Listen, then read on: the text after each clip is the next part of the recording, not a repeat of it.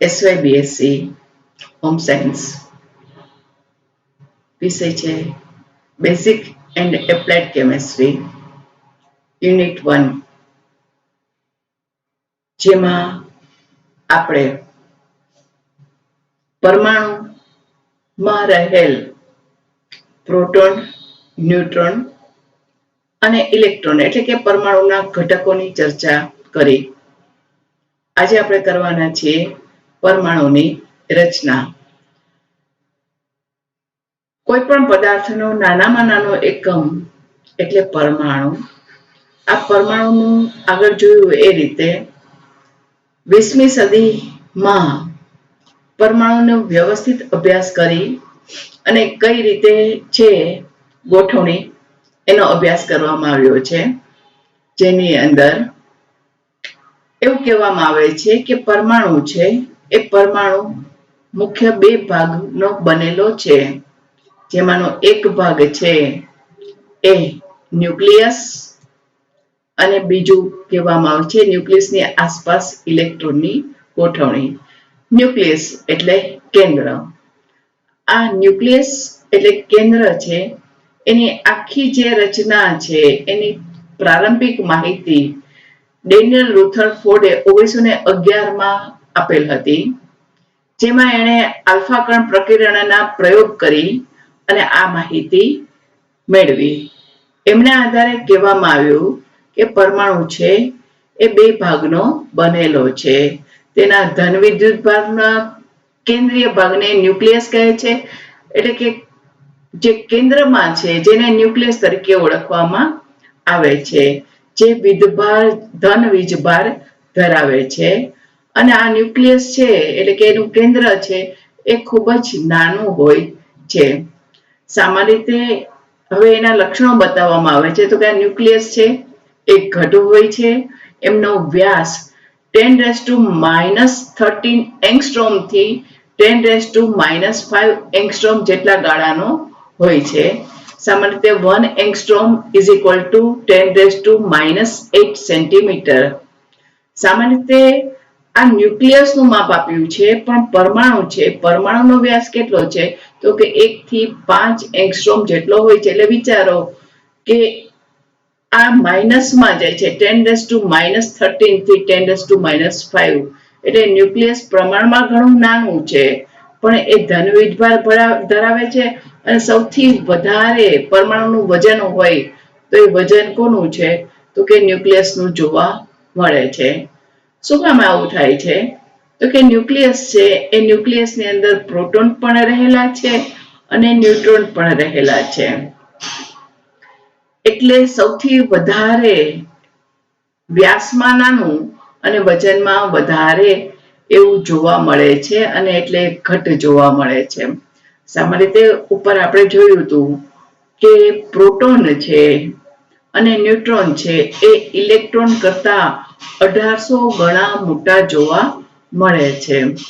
હવે પ્રોટોન અને ન્યુટ્રોન એ બંને ન્યુક્લિયસમાં આવેલા છે, અને એ ન્યુક્લિયસ એટલે કે એનું કેન્દ્ર છે એની આસપાસનો જે અવકાશનો ભાગ છે, આ અવકાશના ભાગની અંદર ઇલેક્ટ્રોન ગોઠવાયેલા છે, અને ઇલેક્ટ્રોન એક ચોક્કસ પ્રકારના નિયમો અને સિદ્ધાંતો અનુસાર ગોઠવાયેલા છે. એટલે કે વિશિષ્ટ પ્રકારની એની ગોઠવણી જોવા મળે છે. સીધે સીધા ગમે તે રીતે એ ગોઠવાયેલા હોતા નથી. એની ખાસ પ્રકારની ગોઠવણી બતાવે છે. એટલે કહેવામાં આવે છે કે ન્યુક્લિયસ છે એ ધન વિદ્યુતભાર ધરાવે છે. હાઇડ્રોજન પરમાણુ છે એ સૌથી હલકામાં હલકો છે, અને એની સરખામણી આ ન્યુક્લિયસ સાથે કરવામાં આવી છે કે તેનું ન્યુક્લિયસમાં સૌથી ઓછો ધન વીજભાર ધરાવે છે. એટલે હાઇડ્રોજન પરમાણુનું ન્યુક્લિયસ છે એમાં ખાલી પ્રોટોન છે, એમની અંદર ન્યુટ્રોન નથી. એ ઉપરાંત હાઇડ્રોજન પરમાણુનો ધન વિદ્યુતભાર છે એ બીજા ન્યુક્લિયસની સરખામણીમાં ખૂબ જ લઘુત્તમ હોવાથી પ્રોટોનને જ એના ધનભાર વિદ્યુત ધનભારના એકમ તરીકે બતાવ્યું છે. આપણે આગળ અભ્યાસમાં જોયું કે જે પ્રોટોન છે એ પ્રોટોનને P વડે દર્શાવાય છે અથવા તો H પ્લસ વડે દર્શાવાય છે. એ આમને કારણે કે હાઇડ્રોજનનો જેટા છે એ ખૂબ હલકો છે અને એમાં માત્ર પ્રોટોન છે, ન્યુટ્રોન નથી. એટલે એમની સાથે જેની સરખામણી કરીને પ્રોટોનના દર્શાવવામાં હાઇડ્રોજનને આવ્યું છે. આગળ બધી વ્યાખ્યાઓ આવે એ વ્યાખ્યાઓમાં પણ એવું જ બતાવવામાં આવે છે કે આટલા ગણો મોટો, હાઇડ્રોજન કરતા 10 ગણો મોટું. એના આધારે જ એના હાઇડ્રોજનના ક્રમાંક અને ભારાંક બતાવવામાં આવ્યા છે. સામાન્ય રીતે બીજા ન્યુક્લિયસ છે એમાં ધનવિદ્યુતભાર પ્રોટોનના વિદ્યુતભારના ગુણાંકમાં હોય છે. એટલે કે જે ન્યુક્લિયસ છે એમાં જે વિદ્યુતભાર હોય છે, ધન વિદ્યુતભાર, એ એના ગુણાંકમાં હોય છે. એટલે એનાથી કેટલા ગણો ભારે છે અને કેટલા ગણો હલકો છે એવું બતાવવામાં આવે છે. ઉદાહરણ આપીને બતાવ્યું છે કે હિલિયમ છે એ હિલિયમના ન્યુક્લિયસમાં હાઇડ્રોજનનો +1 છે એટલે એ +1 ગુણ્યા કેટલું છે તો કે 2 ગણો વિદ્યુતભાર ધરાવે છે. મેં તમને કીધું કે વ્યાખ્યાઓ જ પછી એ રીતે બતાવવામાં આવે છે કે હાઇડ્રોજન કરતા કેટલા ગણું મોટું એ રીતે. એટલે હિલિયમ છે એમાં પ્રોટોન અથવા તો જેનો હાઇડ્રોજનનો ગણીએ છીએ એ ન્યુક્લિયસમાં 1 અને એના કરતા કેટલા ગણું છે વિદ્યુતભાર તો કે 2 ગણો. એટલે એને +2 તરીકે ઓળખવામાં આવે છે. કાર્બન છે એ કાર્બનના ન્યુક્લિયસમાં પ્રોટોન છે એ +1 એના ગુણ્યા વિદ્યુતભાર કેટલો છે તો કે 6 ગણો છે એટલે +6 બતાવવામાં આવે છે. ઓક્સિજનના ન્યુક્લિયસમાં +1 ગુણ્યા 8 એટલે +8 તરીકે બતાવવામાં આવે છે. સોડિયમનું ન્યુક્લિયસ છે એમાં +1 into 11 is equal to +1 +11 આ બધા એના વિદ્યુતભાર દર્શાવવામાં આવ્યા છે. હવે એવું બતાવવામાં આવે છે કે ન્યુક્લિયસ છે એટલે કે એનું કેન્દ્ર છે, એ કેન્દ્ર છે એમાં વિદ્યુતભારની સંખ્યા એ એના ઉપર પરમાણુની લાક્ષણિકતાનો ગુણ રહેલો છે. આ સંખ્યા કેટલી છે એ નક્કી કરવામાં આવે છે. સામાન્ય સંખ્યા કેટલી છે તો કે એના પરમાણુ ક્રમાંક એટલે કે Z જેટલી ગણવામાં આવે છે. એટલે Z છે એ સંખ્યા સૂચવે છે. ન્યુક્લિયસમાં વિદ્યુતભારની સંખ્યા is equal to ન્યુક્લિયસમાં પ્રોટોનની સંખ્યા is equal to પરમાણુ ક્રમાંક. આ રીતે એને બતાવવામાં આવે છે. એટલે ન્યુક્લિયસમાં વિદ્યુતભારની સંખ્યા કેટલી છે એટલે કે કેન્દ્રમાં વિદ્યુતભારની સંખ્યા કેટલી છે કેના આધારે નક્કી થાય તો કે ન્યુક્લિયસમાં પ્રોટોનની સંખ્યા કેટલી છે. પ્રોટોનની સંખ્યા એટલે શું તો કે પરમાણુ ક્રમાંકની સંખ્યા કેટલી છે અને પરમાણુ ક્રમાંકને બતાવવામાં આવે છે Z તરીકે અથવા તો જ્યાં આપણે સંજ્ઞા શીખી એ સંજ્ઞાની ડાબી બાજુએ નીચે જે બતાવવામાં આવે છે એ Z બતાવવામાં આવે છે એટલે કે પરમાણુ ક્રમાંક બતાવવામાં આવે છે. ઈસવીસન 1932માં ન્યુટ્રોનની શોધ થઈ પછી પરમાણુમાં ન્યુક્લિયસના પ્રોટોન ઉપરાંત શું છે તો કે ન્યુટ્રોન પણ હોય છે એવું બતાવવામાં આવ્યું અથવા તો એવું સ્વીકારવામાં આવ્યું. પરંતુ મેં કીધું એમ કે હાઇડ્રોજન સૌથી હલકો છે, એમની અંદર ન્યુટ્રોન છે જ નહીં ન્યુક્લિયસમાં, ખાલી માત્ર ને માત્ર પ્રોટોન છે. એટલે જ આપણે બતાવ્યું હતું જે ન્યુટ્રોનની જે પ્રોટોનની જે વ્યાખ્યા હતી આગળ ગયા લેક્ચરમાં કે P અથવા તો H+ તરીકે બતાવવામાં આવ્યું છે. ક્લોરીન તત્વ છે એ ક્લોરીન તત્વનો પરમાણુ દળ એટલે કે એનું વજન જેને A વડે ઓળખવામાં આવે છે એ 19 છે અને એનો પરમાણુ ક્રમાંક Z એ 9 છે. સંકેતમાં આ જ વસ્તુને બતાવી હોય તો 9F19 એ રીતે બતાવવામાં આવે છે. એટલે કે ફ્લોરીન છે એ ફ્લોરીનનો આ 19 છે એ પરમાણુ દળાંક એટલે એનું વજન બતાવે છે અને 9 છે એ 9 એનો પરમાણુ ક્રમાંક બતાવવામાં આવે છે. હવે તમે બધા આવર્ત કોષ્ટક સ્કૂલમાં શીખી ગયા હશો કે પ્રોટોનના જે એમના ગુણધર્મો છે એ ગુણધર્મોના આધારે એક કોષ્ટક બનાવવામાં આવ્યું છે, જેમાં પરમાણુઓને એના ક્રમ પ્રમાણે ચડતા ક્રમમાં ગોઠવવામાં આવ્યા છે. એમાં એનો જે ક્રમ બતાવ્યો છે એ કહેવામાં આવે છે પરમાણુ ક્રમાંક.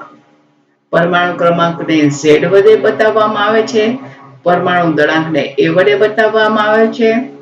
પરમાણુ દળાંક એટલે પરમાણુનું વજન બતાવે છે, અને એને બતાવવાની રીત આ F એટલે ફ્લોરિન, અહીંયા 9 આ એનો પરમાણુ ક્રમાંક એટલે કે Z બતાવે છે.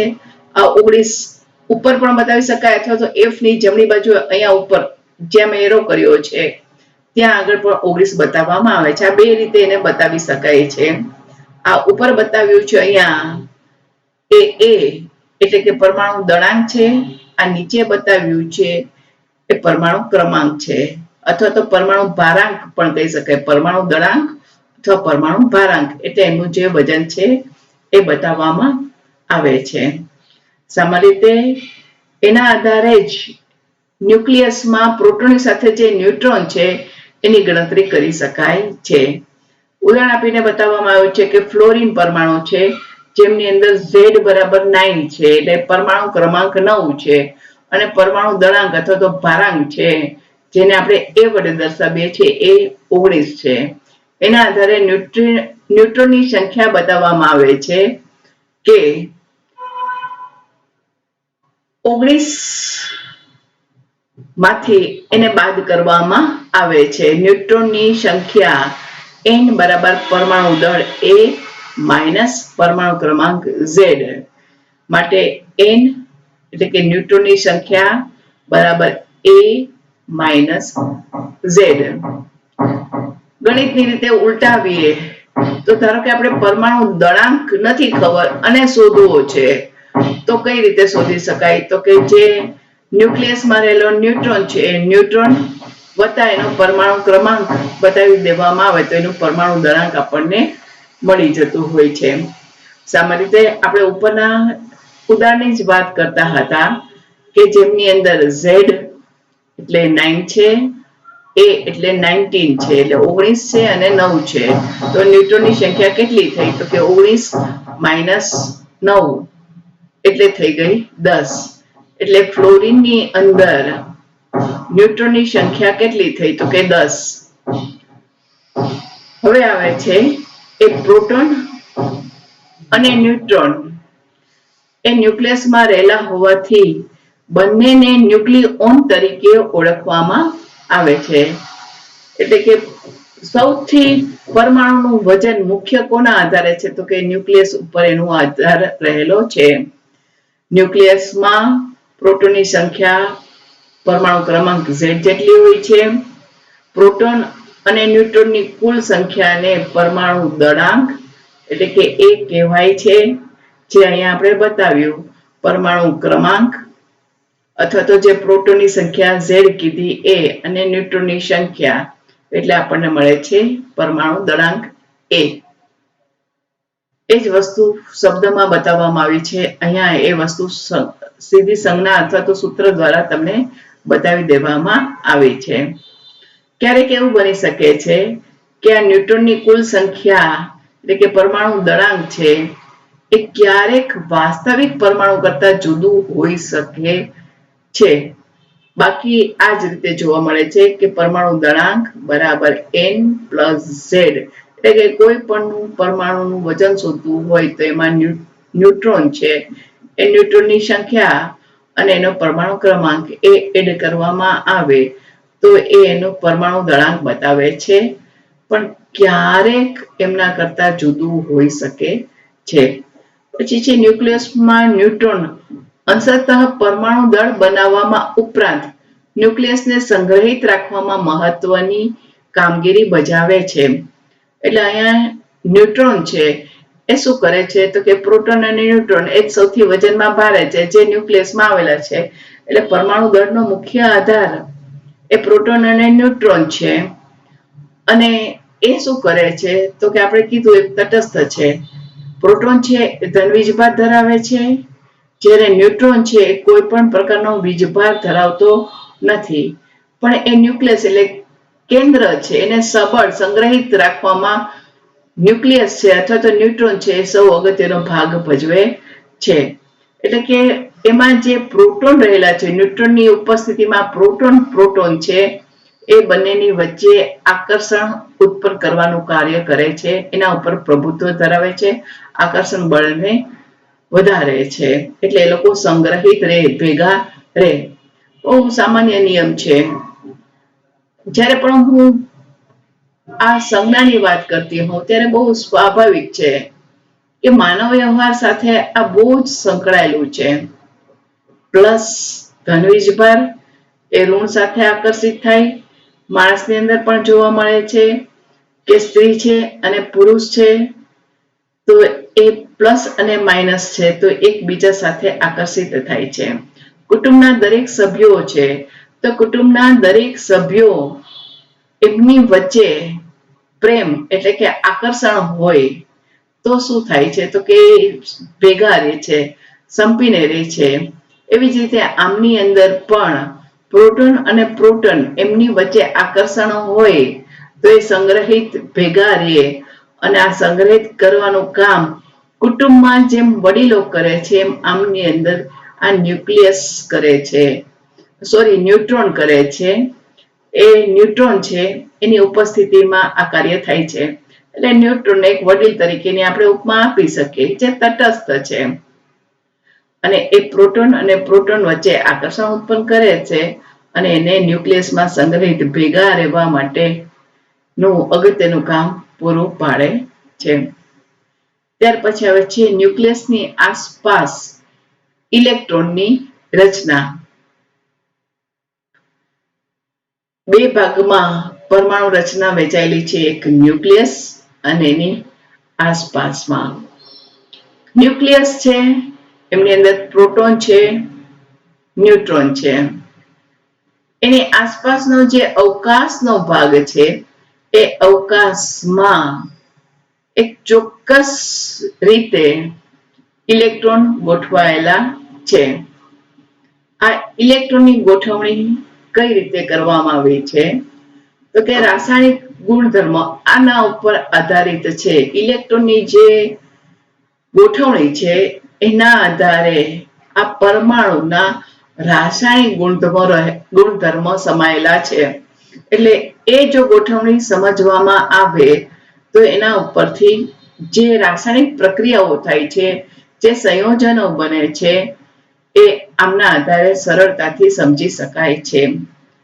આમનો સૌથી અગત્યનો અભ્યાસ સૌપ્રથમ ડેનિયલ રુથરફોર્ડે હાઇડ્રોજન પરમાણુ માટે પ્રોટોનની સંખ્યાને વર્તુળમાં દર્શાવી અને નમૂનો રજૂ કરી અને બતાવવામાં આવ્યો હતો.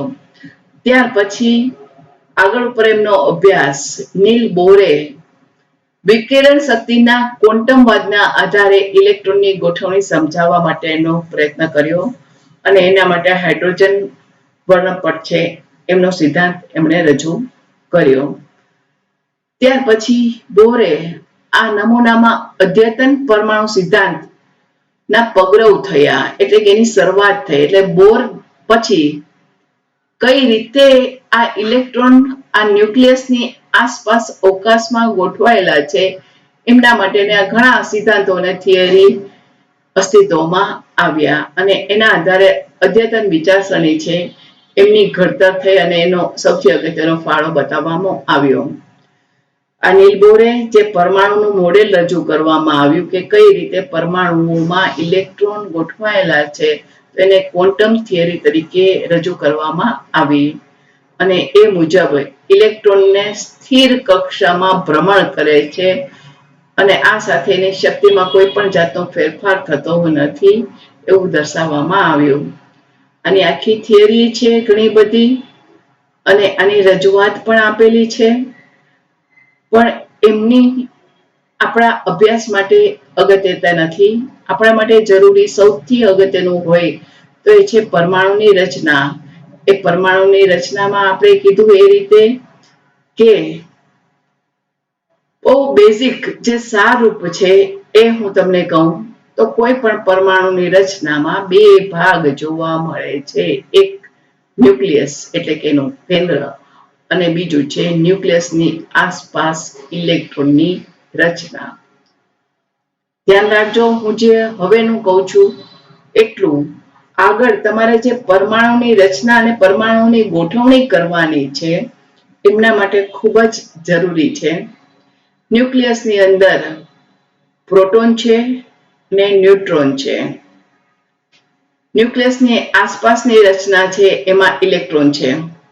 ફરીથી યાદ આપી દઉં કે પરમાણુના જે ઘટકો આપણે જોયા એમાં મુખ્ય 3 ઘટકો પ્રોટોન, ન્યુટ્રોન અને ઇલેક્ટ્રોન, જેની આપણે આગલા લેક્ચરમાં વિગતે અભ્યાસ કર્યો. એમાંથી જે પ્રોટોન અને ન્યુટ્રોન છે એ ન્યુક્લિયસની રચનામાં છે. પ્રોટોન ધન વીજભાર ધરાવે છે, ન્યુટ્રોન તટસ્થ છે અને ઇલેક્ટ્રોન છે એ ઋણ વીજભાર ધરાવે છે, એટલે માઇનસ છે ને ઋણ વીજભાર ધરાવે છે. પ્રોટોનની આસપાસ એટલે કે આ ન્યુક્લિયસની આસપાસ આ ઇલેક્ટ્રોન ગોઠવાયેલા છે અને એ એક કક્ષામાં ભ્રમણ કરે છે. એ કક્ષકમાં ચોક્કસ નિયમો અનુસાર ગોઠવાયેલા છે, જેને જુદા જુદા થિયરી અને સિદ્ધાંતો દ્વારા રજૂ કરવામાં આવ્યા છે. આ પરમાણુની રચનાની અંદર ન્યુક્લિયસમાં એટલે કે એના કેન્દ્રમાં પ્રોટોન બતાવવામાં આવે છે, ન્યુટ્રોન બતાવવામાં આવે છે. આ પ્રોટોન કેટલા છે? તો કે જેટલો પરમાણુ ક્રમાંક છે એટલા. જેટલા પ્રોટોન છે એટલા જ ઇલેક્ટ્રોન છે. પરમાણુ ક્રમાંક જેટલા પ્રોટોન અને પ્રોટોન જેટલા ઇલેક્ટ્રોન. અને પ્રોટોન કેટલા છે? તો કે પરમાણુ ક્રમાંક Z જેટલા. પરમાણુ ક્રમાંક માટેની સંજ્ઞા છે Z. અને ન્યુટ્રોન છે એ કેટલા છે? તો કે પરમાણુ દળાંકમાંથી પરમાણુ ક્રમાંકને બાદ કરવામાં આવે એટલા.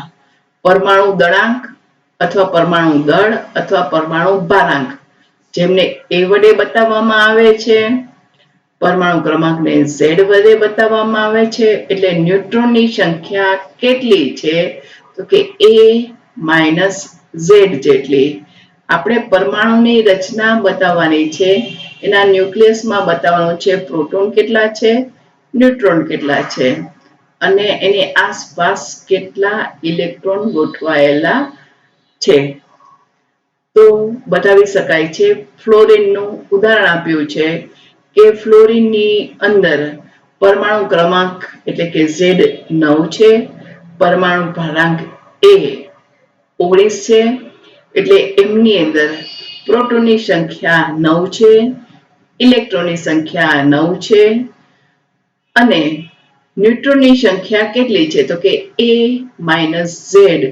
એટલે 19 માંથી 9 બાદ કરો એટલે 10. એટલે ન્યુટ્રોનની સંખ્યા 10 જોવા મળે છે.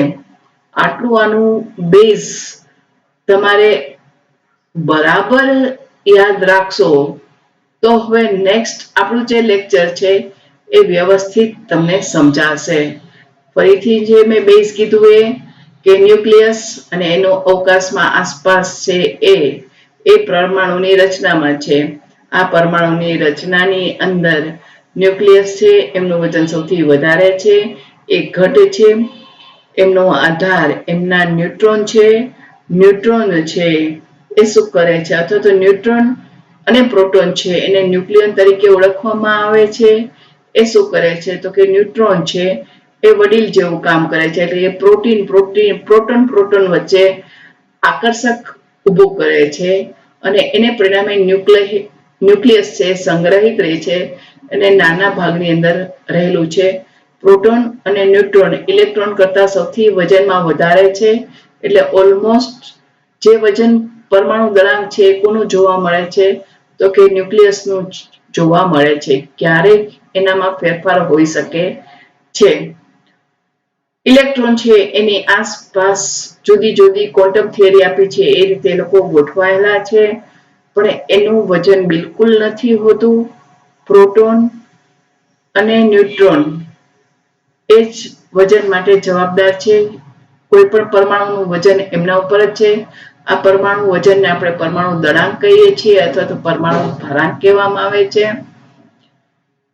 ઇલેક્ટ્રોન છે એ ઇલેક્ટ્રોન અને પ્રોટોન એમની સંખ્યા સરખી છે, જેને આપણે પરમાણુ ક્રમાંક જેટલી છે, જેને આપણે Z વડે દર્શાવીએ છીએ. પરમાણુ દળાંક એટલે પ્રોટોન અને ન્યુટ્રોન બંનેનું વજન એટલે પરમાણુ દળાંક તરીકે ઓળખવામાં આવે છે. એટલે એમાંથી પરમાણુ દળાંકમાંથી પરમાણુ ક્રમાંક બાદ કરવામાં આવે એટલે જે મળે છે એ ન્યુટ્રોનની સંખ્યા મળે છે. ફરીથી અમે 3 વખત રિપીટ કર્યું છે. આ વસ્તુ અગત્યની છે, તો જ આગળ ઉપર પરમાણુની રચના છે એ પરમાણુની રચના તમારે દોરવાની છે એ તમે દોરી શકશો. અસ્તુ.